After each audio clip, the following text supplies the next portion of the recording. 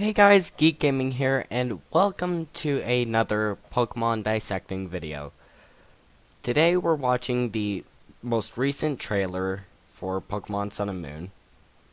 Now, I'm not going to be covering the data mining that has been going on. I won't be covering the Pokemon from the data mine until the Pokemon that I'm going to talk about has been officially revealed. Because I know some people like watching the trailers as they come out and don't want to learn the entire Pokedex from a data mine.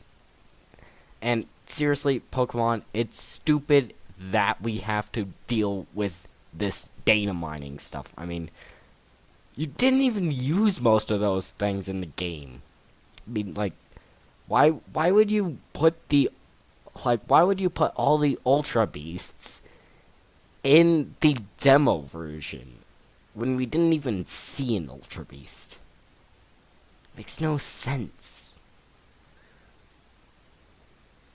Anyways, I'm not gonna go over the last couple trailers. I'm just gonna go over this because there wasn't much in those. Oh, also, when I said that there were shinies that we found, those were mistakes on my part. We found that out because of the data mine, so my fault. So I'm sorry. Anyways, let's get on with the video.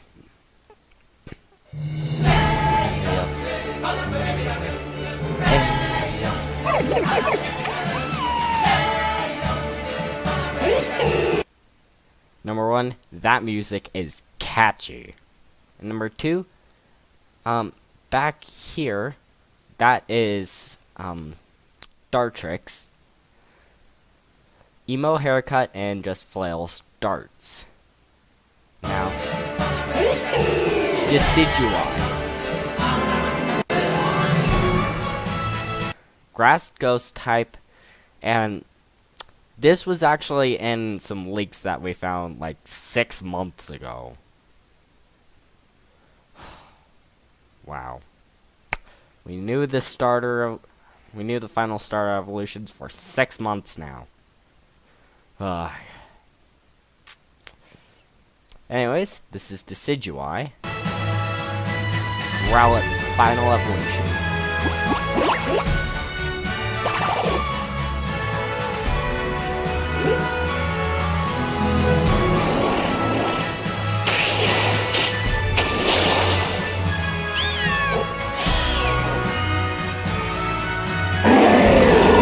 Incineroar, Fire Dark type.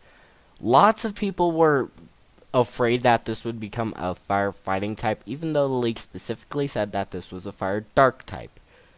Thank God this wasn't a Fire Fighting type. There has been way too many Fire Fighting types.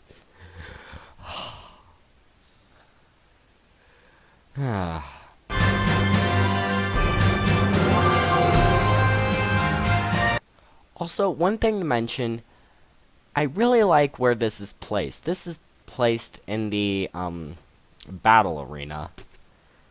And, well, in the Battle Royale arena.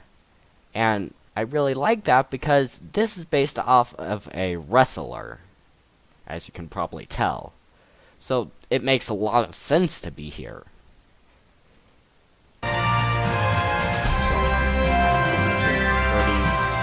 On there.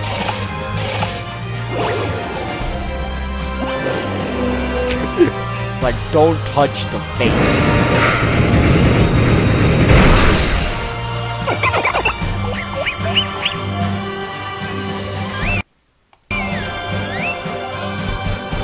Primarina, Poplio's final evolution. Now, lots of people had guessed that this was going to be the most ugly thing ever until its final evolution. Then it was just going to be the best starter ever. So if you wanted this starter, you'd have to endure torture from the looks of the other two. They were right. But I'm going to do it anyway because my favorite type is fairy. I know it's supposed to be kind of a more girly type, but they're just so cute. And come on, this is a siren. So, if you don't know what a siren is, it's basically a beautiful mermaid in mythology that lures ships in and destroys them and kills the people on the ships. So yeah.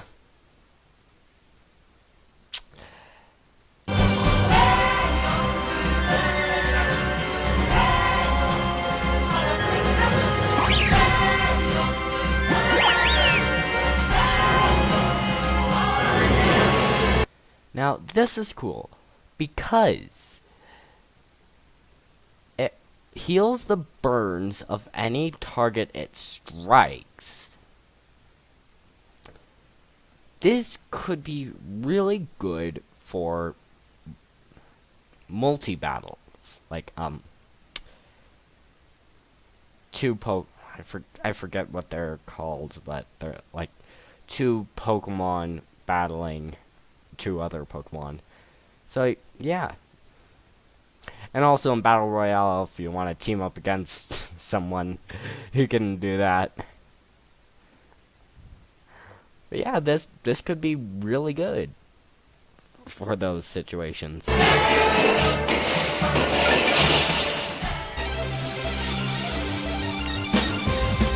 Tapus.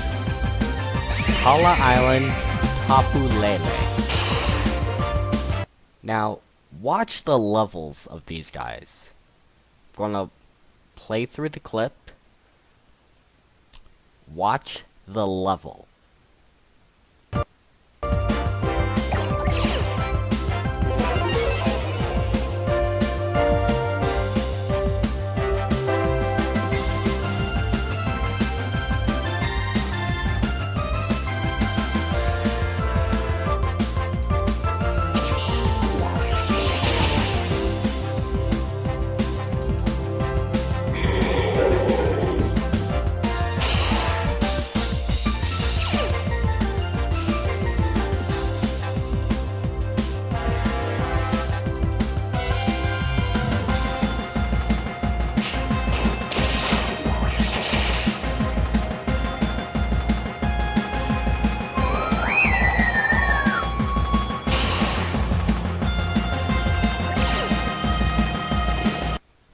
Now, have you noticed something with the levels? They're all level 60. That's like 20 levels smaller. Well, that's like a 20 level difference between the final boss of Oras. So I believe these are post-game. And want further evidence? Zygarde. I know it's not like 100% form, but hey, you're probably not going to find all them without like specifically looking. You're probably only going to get 10% of the cells on just like without specifically hunting them out. So yeah, this is pretty realistic, and like if you're not actually looking for them. And yeah, this is a legendary Pokemon. You're probably going to get towards the end of the story. And he's fighting the Tapus. So it's gotta be after the point where you get the Zygarde core. This is post-game material. You're not going to be getting the Tapus while you're doing the Island Challenge. Anyways, let's go to here. A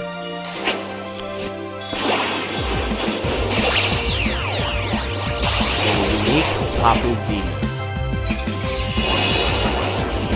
Guardian of Alola.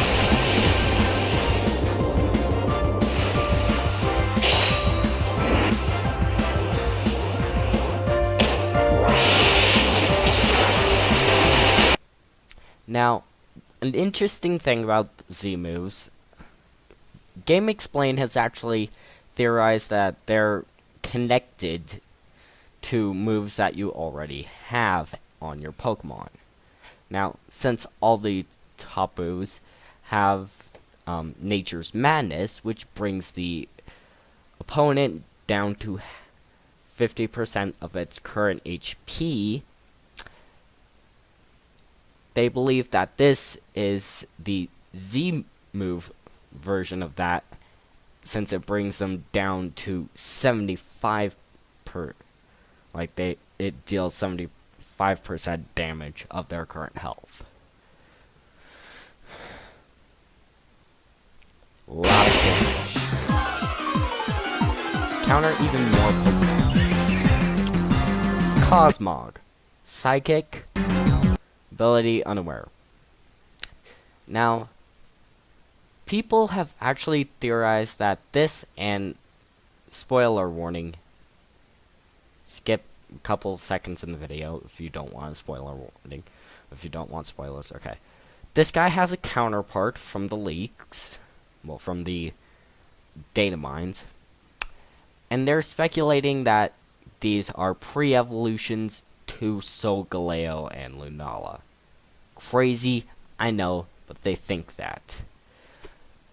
But that is 100% wrong. You know why? This is supposedly the pre-evolution to Lunala.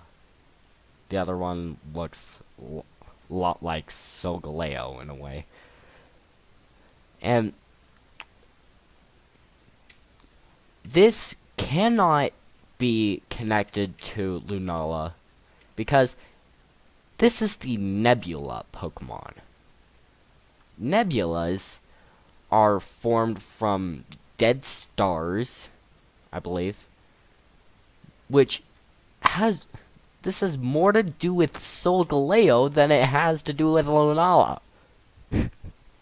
Why would this change from something that has everything to do with, well, why would this change from something that has nothing to do with the moon to the moon Pokemon? Doesn't make any sense. But this Pokemon is very rare, and it's actually the one that Lily has in her bag. Now, originally only Kings knew about this Pokemon, but now the Aether Foundation is doing studies on it, and they actually give it the name Cosmog.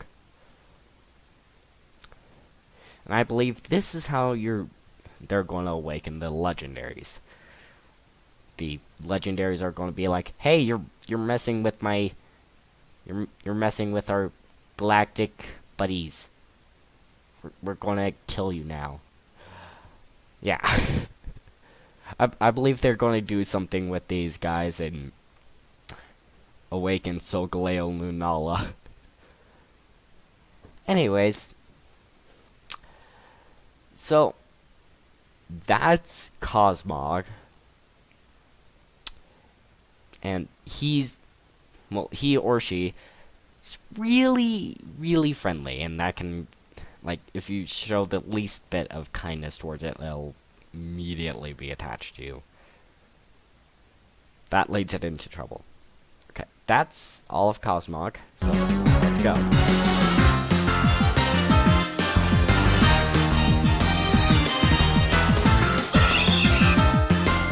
Alolan Persian. The most disgusting thing ever.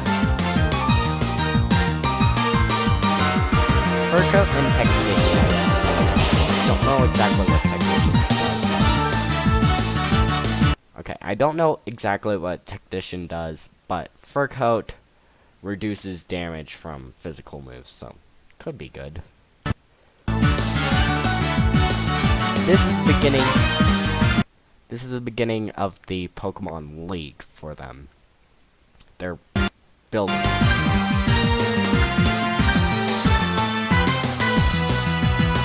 Now, This might allude to the fact that either in the post game you can take on the Alola League, or maybe in possibly a Pokemon Eclipse or Pokemon Sun Moon 2, they might have a actual league that you take on. I don't know.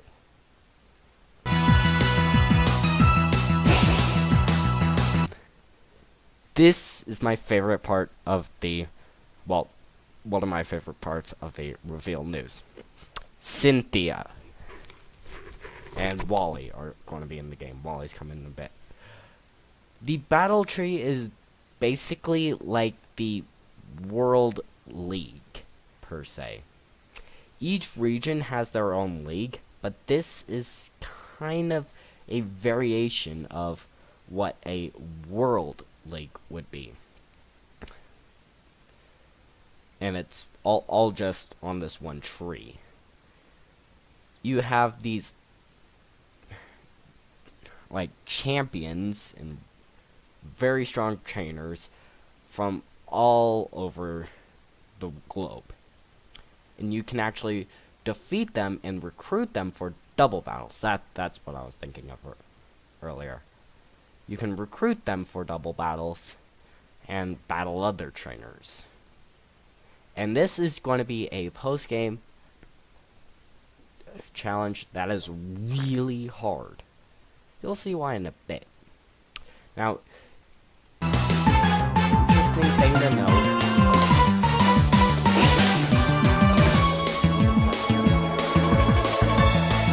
Okay, they don't show that. Okay. Each trainer only has 3 Pokemon except for the next one. Well, the next 2. You'll be excited.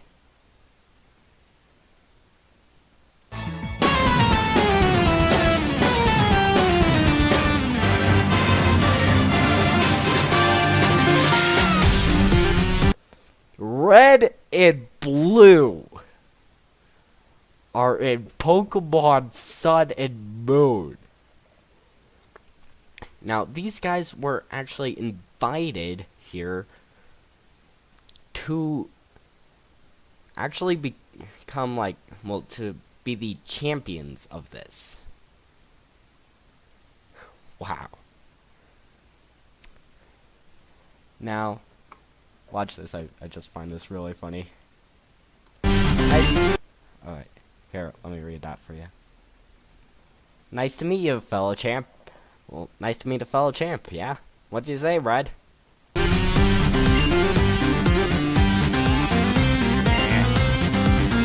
Still silent as ever, eh? Now, these guys have 6 Pokemon, and you can choose which one you want to battle. Now, it's probably going to be their main teams that we've seen in the past. As you can see, he's sending out Alakazam, and Red is going to send out Pikachu.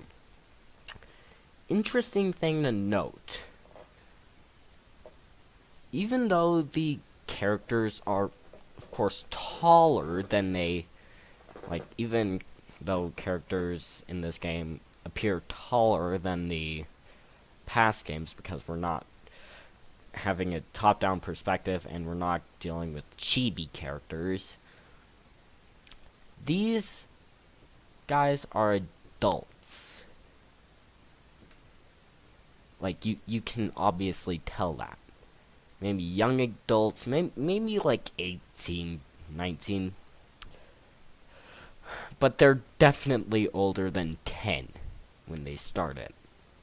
Now, if you didn't know, there was a Pokemon fan timeline that people have created. And for a while now, I've been speculating that this game would take place at the end of the Pokemon timeline. And this pretty much confirms it. Because these guys are all the way from the beginning of the Pokemon timeline. Now, the Pokemon timeline isn't that big. There's not a huge gap between red and blue and the X and Y, which is at the end of the timeline. But that allows us to say that this is at the end of the timeline because they're now adults. And you might be able to see here 96. 1996 was when the first red and blue came out in Japan. Nice little nod. And also, they aren't in their Kanto clothes. They went through some trainer customization.